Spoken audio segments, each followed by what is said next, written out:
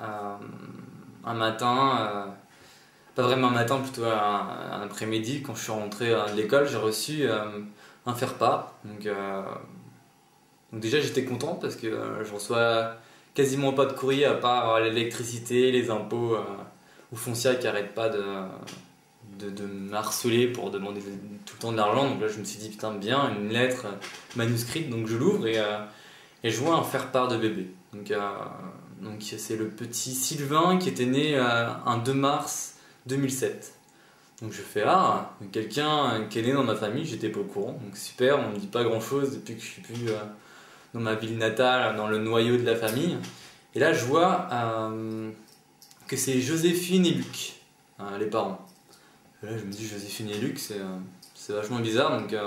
J'ai réfléchi pas mal et je sais qu'une semaine après j'ai téléphoné. Non, même pas une semaine après. Tout de suite, dans les 2 jours qui arrivaient, le soir, j'ai appelé ma mère. Je lui ai demandé qui c'était Joséphine et Luc. Parce que vu qu'on a une grande famille, je connais pas tout le monde, quoi. Et elle me dit, je sais pas, Joséphine et Luc. Donc elle interroge mon père, mais qui dans ta famille qui s'appelle Joséphine et Luc? Il dit non. Donc elle raccroche, elle comprend pas. Donc j'appelle ma grand-mère qui est le pilier un peu de la famille, qui connaît tous les ragots et tout ça. Donc je l'appelle et je lui dis la même chose, quoi, genre que ça lui a amené la joie, dans la famille ça a amené la joie, dans la famille, donc je me suis dit bizarre, quoi. Ma grand-mère forcément elle est au courant, quoi.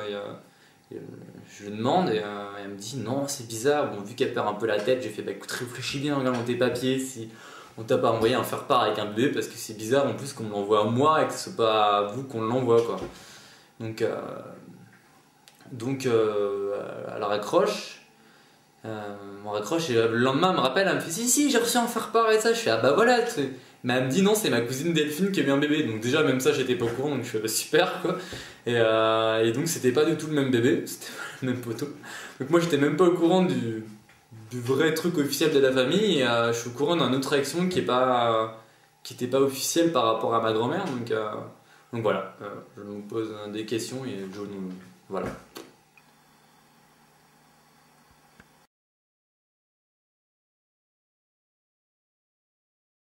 J'ai reçu un courrier au mois de décembre dernier, dans ma boîte aux lettres, je regarde ma boîte aux lettres, facture de gaz, électricité, et je reçois une enveloppe adressée à Simon Ascension, 11 rue Berlin, et donc je l'ouvre comme ça, je me dis tiens, j'ai un pote qui m'a écrit une lettre ou quoi. C'était un peu étonnant parce que j'ai aucun ami qui m'a envoyé de carte postale depuis que je suis à Strasbourg, et donc je l'ouvre et je tombe sur une photo où il y a 4 personnages. Qui pose, donc c'était un truc, des photos d'un journal en fait qui avait été découpé. Et, et je regarde derrière, il y avait écrit tiens, salut Simon, j'ai enfin eu mon quart d'heure de célébrité, bisous, à la prochaine. Et j'avoue que j'étais un petit peu perturbé sur le coup parce que je voyais pas du tout qui c'était. J'ai regardé les 4 têtes, j'ai réfléchi, est-ce que c'est quelqu'un que j'ai connu au primaire? Je voyais pas, parce qu'en plus, bon, ils avaient à peu près le même âge que moi, donc aucune idée. Je suis resté quelques jours comme ça, et puis j'ai eu l'occasion d'en parler avec des amis. Ils avaient aucune idée non plus, et bon, depuis ça reste comme ça. J'ai toujours la photo, je l'ai accrochée sur mon mur en me disant peut-être qu'un jour je pourrais savoir qui c'est. Voilà.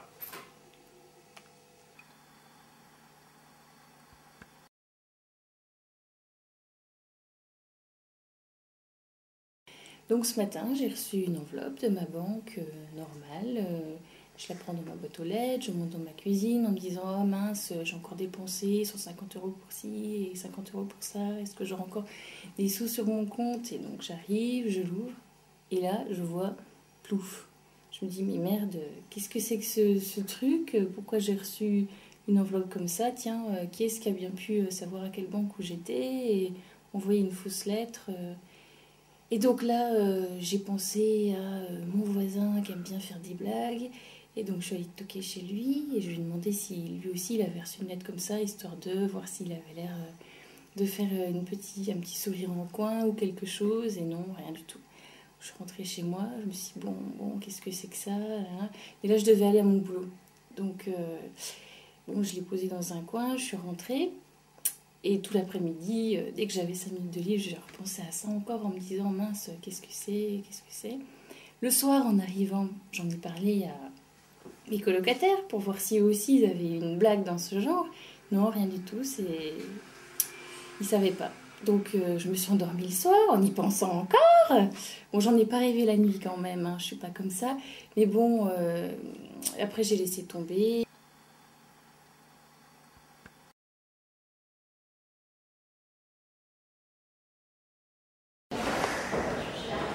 Hier matin, il m'est arrivé une petite anecdote amusante.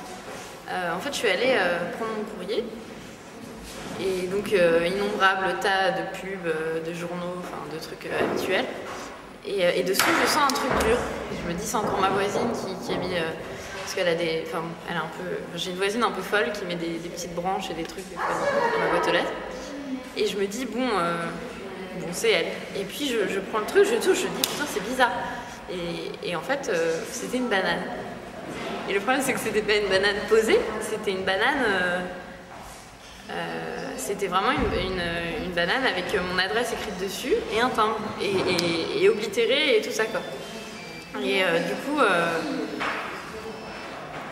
je me suis dit c'est une blague, enfin bon voilà, et donc j'ai commencé à rigoler. Et puis j'ai appelé des amis comme ça qui sont susceptibles de me faire des blagues de ce genre. J'en ai pas beaucoup. C'est arrivé au collège, mais maintenant c'est plus trop le cas. Et donc j'ai appelé des amis, machin et tout, et personne, enfin tout le monde me dit mais c'est quoi cette histoire de banane, tu vois qu'on va s'amuser à faire ça. Et puis en même temps ça me laissait penser que la banane venait pas trop loin parce qu'elle était en super bon état. Et d'un coup, je me suis dit bon, c'était bizarre.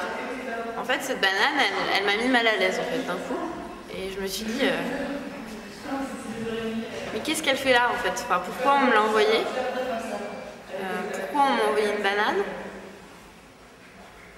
Pourquoi cet objet-là? En plus, je sais pas, c'est un objet avec des petites, je sais pas, des petits sous-entendus sexuels, tout ce que tu veux. Et puis pourquoi enfoui? Pourquoi? Enfin, qu'est-ce que c'est que cette blague et à quoi elle sert? Et vraiment. Et puis de là, je me suis mis à... C'était même plus de chercher l'explication de la blague, c'était vraiment de savoir comment, qu'est-ce que j'allais en faire et si j'allais la manger.